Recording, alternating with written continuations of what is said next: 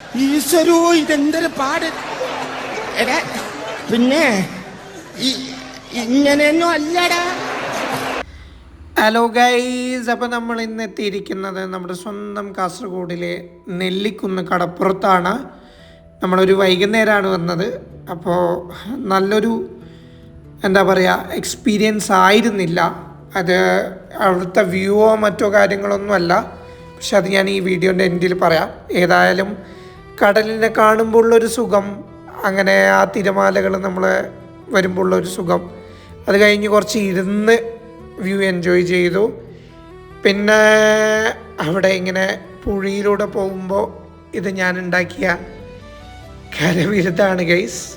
അപ്പോൾ കുറച്ച് നടക്കാനൊക്കെ ബുദ്ധിമുട്ടുണ്ടായിരുന്നു, എന്നാലും ആ എഫേർട്ടിൻ്റെ വാല്യൂ ഉണ്ടായിരുന്നു. ഇതാണ് ഞാൻ പറഞ്ഞ രസമില്ലായ്മ. വളരെ ശോചനീയമായ അവസ്ഥയാണ്. അവിടെ എല്ലാവരും വേസ്റ്റ് കൊണ്ടിടുന്നു.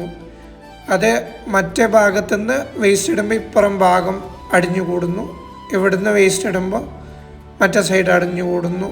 ഒരു ഇത്രയും നല്ല ബീച്ചായിട്ട് കൂടി മെയിൻറ്റെയിൻ ചെയ്യാൻ പറ്റിയിട്ട. ഇത് തന്നെയാണ് നാട്ടുകാരും പറയുന്നത്. അപ്പോൾ ഈ ഒരു പോരായ്മയൊക്കെ പരിഹരിച്ച് ഏറ്റവും മികച്ചൊരു ഡെസ്റ്റിനേഷനാക്കാൻ നമുക്ക് പറ്റും.